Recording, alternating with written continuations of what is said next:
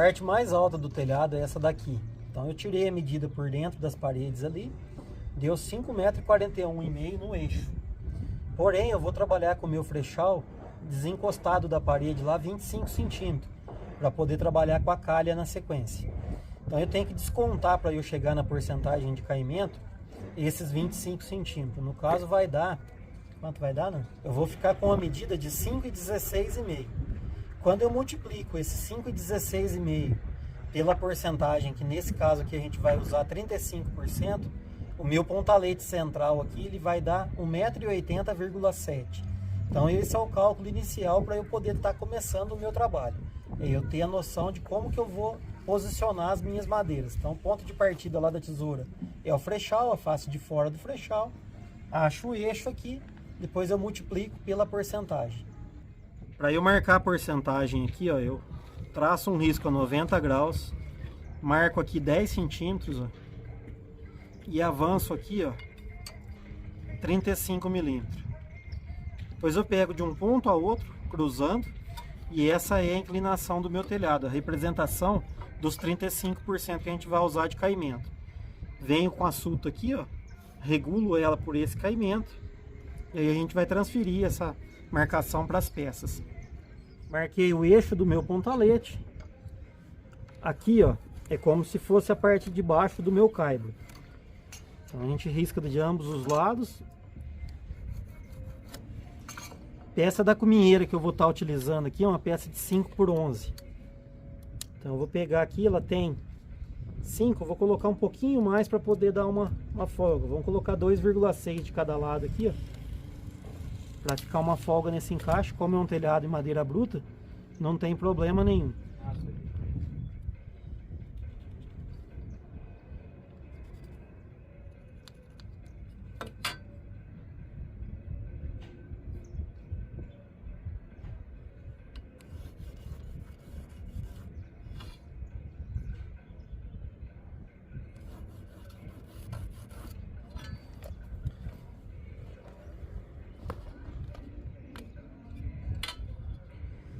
Peça de 5 por 11. Vamos marcar o 11 aqui, ó, para determinar o eixo do pontalete.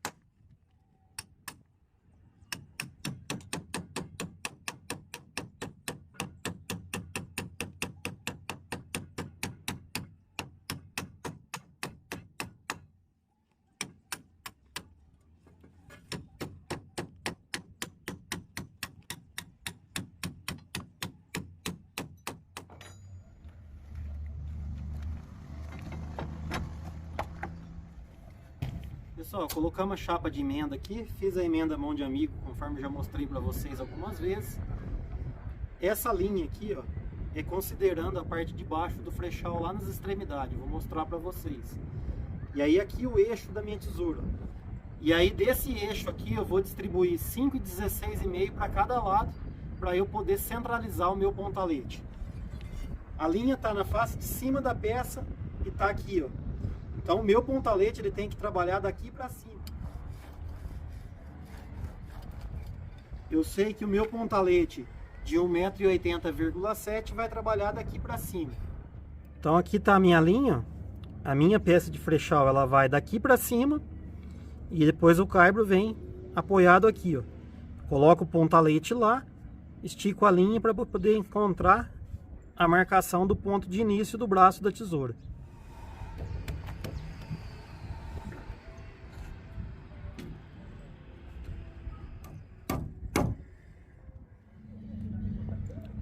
Para eu centralizar o pontalete aqui agora, eu meço lá do início, onde eu fiz o risco no esquadro, no eixo da tesoura. Do outro lado a mesma coisa. Então deu 5,47,5 desse lado, mesmo 5,47,5. Então isso significa que está centralizado o meu pontalete. Para fazer a representação do meu frechal aqui agora, eu coloquei esse sarrafo travado aqui, ó, com 11 centímetros acima. E aí agora eu viro aqui a medida dos 11, ó, como se fosse 90 graus em relação à linha, tá vendo? Então daqui para lá é o início do meu loró aqui, ou do meu braço da tesoura, como queira chamar. Aí eu marco aqui agora para fazer o encaixe. Lá em cima é a mesma coisa, a gente marcou lá em cima no pontalete lá no começo do vídeo. Então aqui agora eu marco aqui, ó.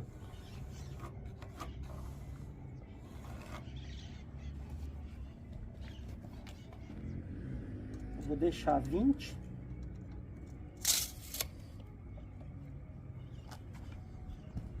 Faço a marcação aqui, ó.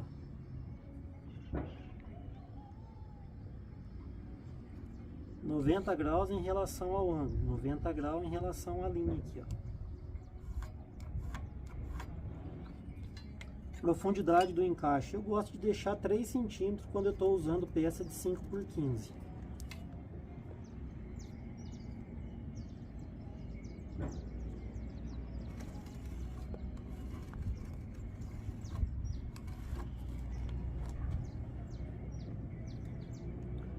Um detalhe aqui, é possível fazer essas marcações tudo no esquadro, com cálculo, a gente tem experiência para isso.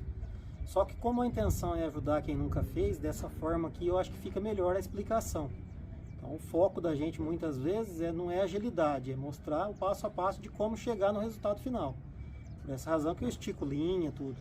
Quando eu estou fazendo aqui no trabalho sequencial aqui, o processo que a gente faz é um pouco mais rápido, porque a gente já tem a prática do dia a dia de trabalho.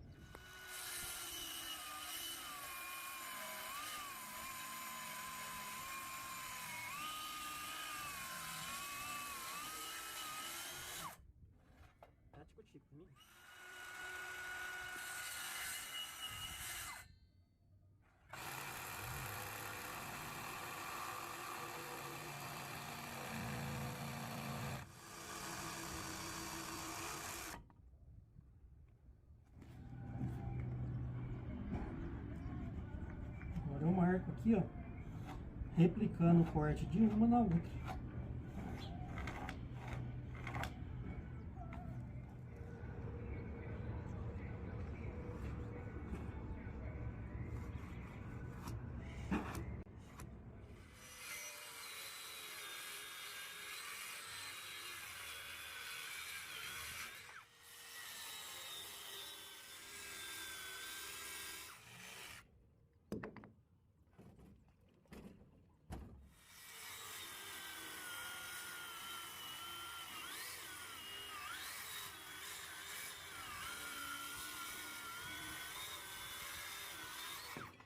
O importante quando eu estou cortando é procurar sempre deixar o risco, tá vendo? Quanto mais paralelo com o risco você conseguir cortar, é melhor. Do outro lado agora a gente repete o mesmo processo que foi feito aqui. Então eu vou fazer essa marcação com a linha, faço o recorte, faço a parte de baixo e a parte de cima, e aí a gente vai começar a montagem do centro da tesoura. Lembrando que a tesoura dupla ela é um pouco diferente da tesoura convencional. Por isso que eu estou trazendo para vocês esse passo a passo completo.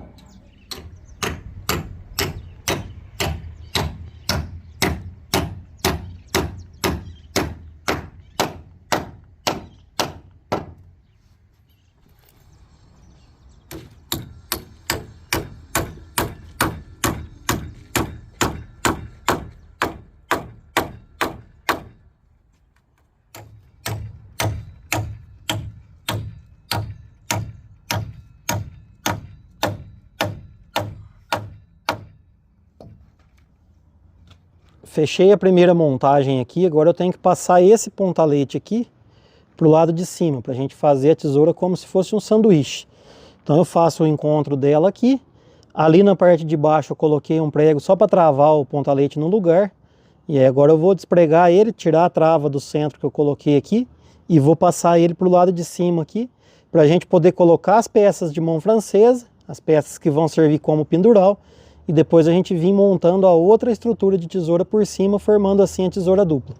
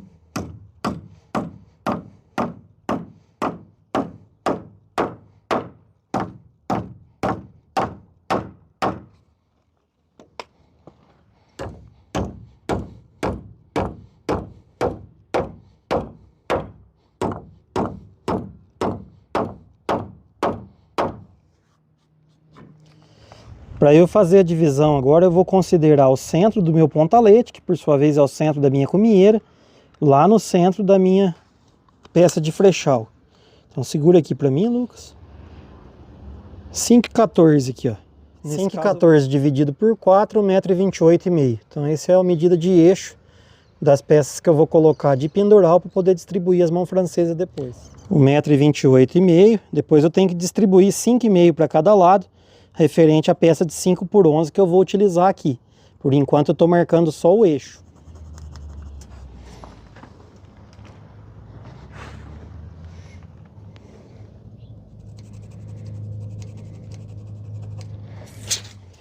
Agora eu coloco a peça aqui e uso o pontalete como referência para poder achar o ponto dessa peça que vai ficar sanduichada aqui. Então 1,26 m na face dela aqui.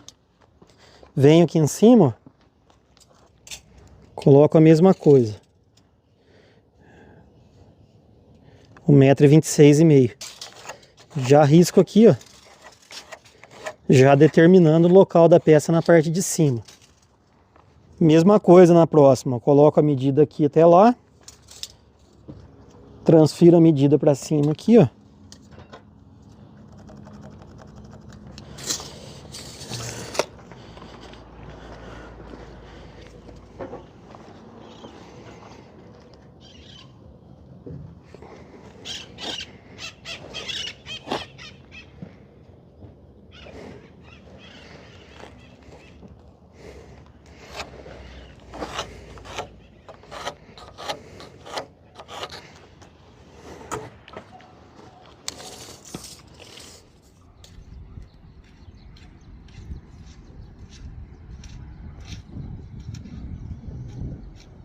Depois de cortado as peças que vão fazer o papel de pendural aqui na nossa tesoura, eu vou marcar as mãos francesas.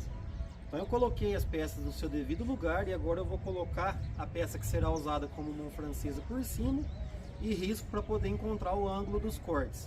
Um detalhe aqui, ó, vocês observem que essas madeiras elas têm um pouco de sujeira de massa, algumas têm alguns recortes. Essas peças elas foram utilizadas no escoramento da laje da casa. E agora a gente está reaproveitando essas peças agora na estrutura do telhado. Então por isso que algumas peças elas têm essas características. Para fazer a marcação aqui, ó, eu vou riscar de ambos os lados. Na parte de baixo aqui é a mesma coisa. Um detalhe aqui, essa última eu não vou nem colocar, porque o espaço que tem dali até na parte de cá é um espaço pequeno, então não preciso colocar essa última peça de mão francesa. Apenas aquelas duas lá já é o suficiente. Eu vou trabalhar com apenas a peça do meio para poder sanduichar a tesoura. Que eu tenho daqui, ó, 2,60 m.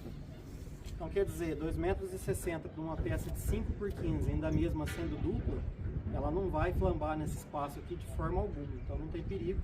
Posso trabalhar sem colocar essa última mão francesa. Esses encaixes aqui com peça de 5 por 11, geralmente eu deixo 2 ou 2,5 de profundidade, ó. E aí a gente faz o recorte aqui, ó.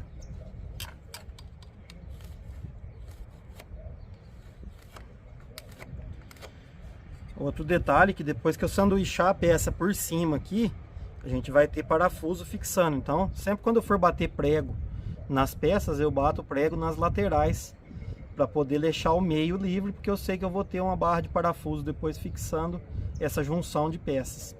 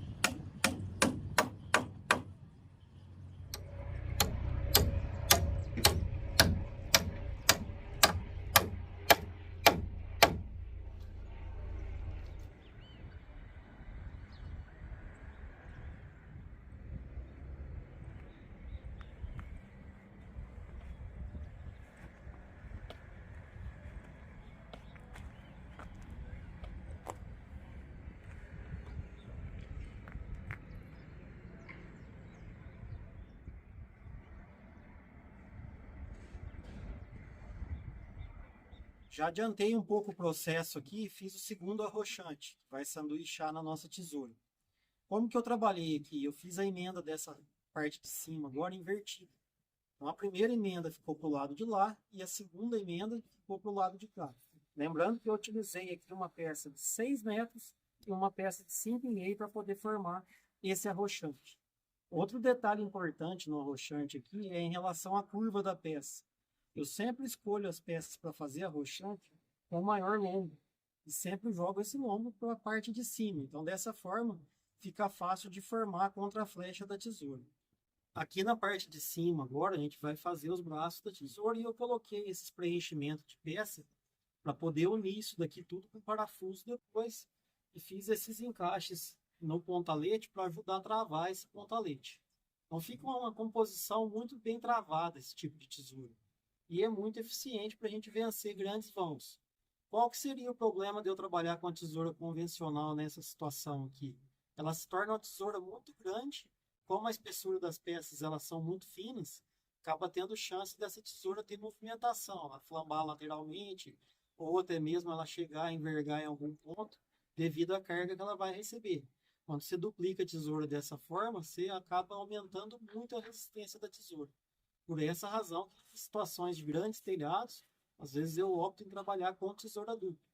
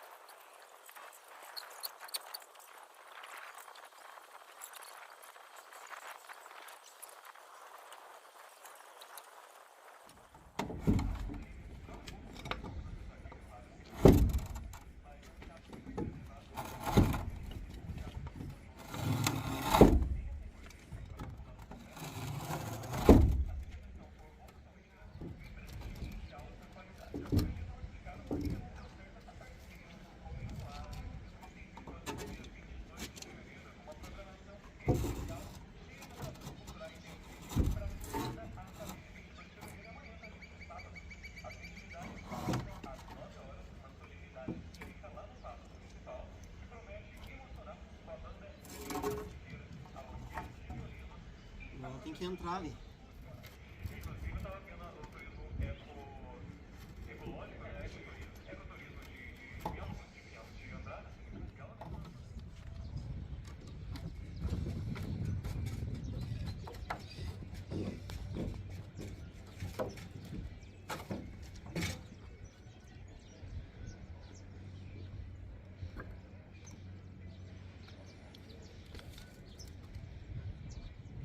E aí, senti.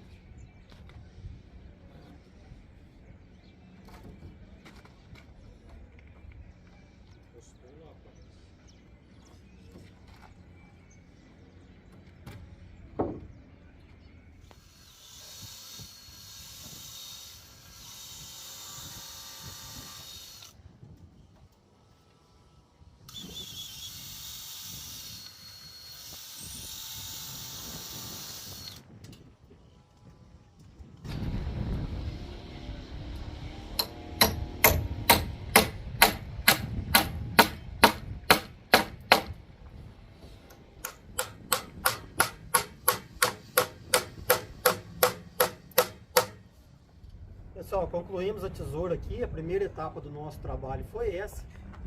Lembrando que essa tesoura é devido aos cômodos da casa serem grandes.